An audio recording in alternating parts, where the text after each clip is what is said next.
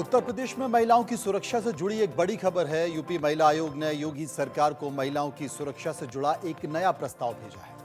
नए प्रस्ताव के तहत पुरुष ट्रेलर महिलाओं के कपड़ों की माप नहीं ले सकते हैं। इतना ही नहीं, जिम और योगा सेंटर में भी महिला ट्रेनर साथ होंगी। साथ में कोचिंग सेंटर जैसी जगहों में सीसीटीवी से निगरानी करना भी जरूरी होगा और ऐसी जगहों पर टॉयलेट की भी उचित व्यवस्था होनी होगी। शासन से मंजूरी के बाद ही ये नई पॉलिसी आ सकती है। आपको बता दें कि उत्तर प्रदेश राज्य महिला आयोग की पिछले दिनों बैठक हुई थी। इस बैठक में महिलाओं की सुरक्षा और उनके अधिकारों को लेकर, उनके अधिकारों के संरक्षण को लेकर ये प्रस्ताव तैयार किया गया है। अब आपको बताते हैं कि उत्तर प्रदेश के महिला आयोग ने जो प्रस्ताव भेजा है, उस प्रस्ताव में क्या है। बुटीक सेंटर में सिर्फ महिलाएं माप ले सकती हैं, नाप ले सकती हैं।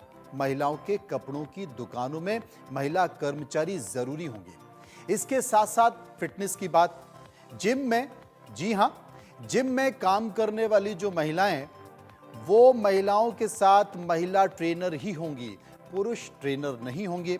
मेल ट्रेनर की अनुमति नहीं है, बिल्कुल साफ तौर पर मना कर दिया गया है। सैलून में पुरुष नहीं काटेंगे महिलाओं के बाल, यह भी साफ हो चुका है। और स्कूल की बसों में महिला सुरक्षा गार्ड जरूरी है। लेकिन यह प्रस्ताव महिला आयोग ने भेजा है। अब इस पर क्या उत्तर प्रदेश की सरकार मुहर लगाती है या नहीं, इसके लिए इंतजार करना होगा। लेकिन डॉक्टर बबीता सिंह चौहान, जो कि अध्यक्ष हैं यूपी महिला आयोग की, उन्होंने इस पर क्या कहा है, सुनिए। उत्तर प्रदेश की सरकार की अगर मैं बात करूं तो महिला सुरक्षा को लेकर के लगातार कदम उठाए जाते हैं और एक्शंस लिए जाते हैं। और इसी कड़ी में जो महिला आयोग है, उन्होंने भी प्रस्ताव भेजा है। बातचीत करने के लिए मेरे साथ डॉक्टर बबीता सिंह चौहान, चेयरपर्सन महिला आयोग, मौजूद हैं। मैम, ये एक बड़ा अच्छा एक जो प्रस्ताव है आपने सोचा, इसको लेकर के तमाम लोग बड़े मिस्टेकन से हो रहे हैं। वो समझ नहीं पा रहे हैं कि ये एंगल कहा जा रहा है, इसमें महिलाओं को रोजगार देने के साथ साथ पुरुषों के रोजगार मारने की बात नहीं कही गई है। लेकिन एक चीज बहुत क्लियर कर दी गई है, जो महिलाओं के लिए भी बेहद सेफ की बात है, कि whether it comes to changing of clothes या प्रिपरेशन ऑफ क्लोथ्स, वहां पर जैसे महिला अगर है तो वहां महिला की मौजूदगी भी रहे, वो रहे। ये कॉन्सेप्ट इसी तरीके से है। बिल्कुल, आपने सही कहा। मेरा कोई ये मकसद नहीं है कि महिलाओं को नौकरी पर रखें और पुरुषों को ना रखें। मेरा, अगर जैसे मैं बात करूं जिम की, जिम, क्योंकि जिम एक इसलिए क्योंकि ये आधुनिक हिंदुस्तान का दौर है और सभी आधुनिक हैं और सब चाहते हैं, क्योंकि सब हेल्थ कॉन्शियस भी हैं, तो महिलाएं भी जिम में बहुत जाती हैं। मेरा सिर्फ ये था, क्योंकि जितने मैं एक महिला आयोग की अध्यक्ष होने के नाते, महिला होने के नाते, मुझे लगता है कि मेरे से ज़्यादा इन चीज़ों को, या आप महिला हैं, आपसे ज़्यादा इन चीज़ों को कोई नहीं समझ सकता।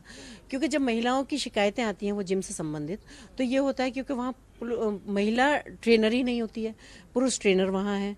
महिला, क्योंकि 99% जिम ऐसे हैं जिसमें सिर्फ पुरुष ट्रेनर हैं।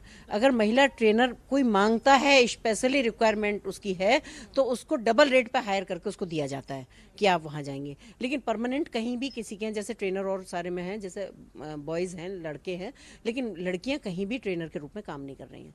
तो मेरा मानना ये है कि जब महिलाएँ वहाँ इतनी तादाद में वहाँ जाती हैं ट्रेनिंग उसके लिए, जिम के लिए, तो वहाँ महिला ट्रेनर रखने में क्या दिक्कत है? कोई दिक्कत मुझे तो लगता है नहीं होना चाहिए।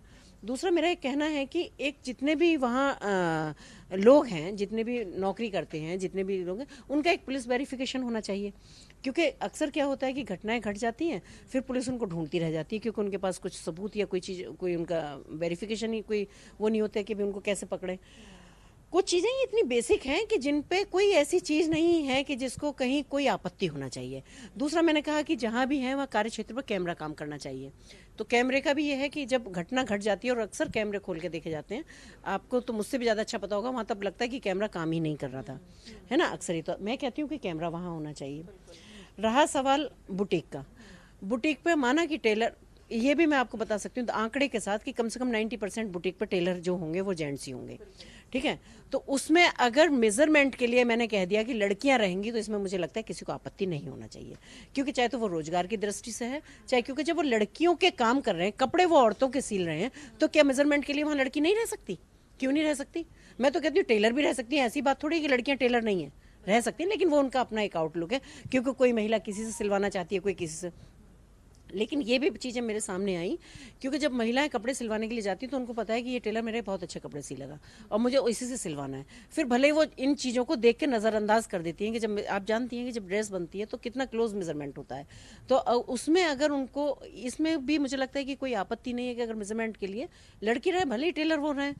तो मेरा कहीं भी कोई ऐसा इरादा नहीं है। आप पार्लर की बात करिए, पार्लर पे भी आपने देखा होगा जो महिलाओं के पार्लर, ब्यूटी पार्लर हुआ करते थे, उनमें ज़्यादातर महिलाएं ही काम करती थी।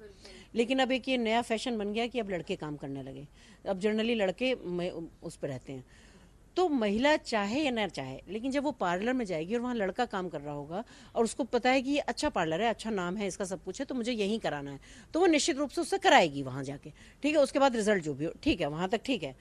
लेकिन उसके बाद क्या है कि जो ब्राइडल मेकअप हो रहे हैं उनको लड़के कर रहे हैं, मेकअप तक भी ठीक है, उनको साड़ियाँ और लहंगे लड़के पहना रहे हैं, उनको, ये कितनी गलत बात है। फिर उनकी वो वीडियो बना बना के सोशल मीडिया पे डाल रहे हैं।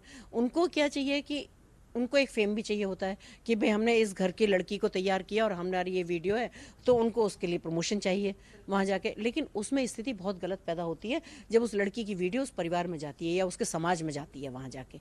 तो मेरा मानना ये, क्योंकि ये हिंदुस्तान की संस्कृति नहीं है, ये हिंदुस्तान के संस्कार नहीं है कि जहाँ लड़कियों को कपड़े पहनाने का काम भी लड़के करें।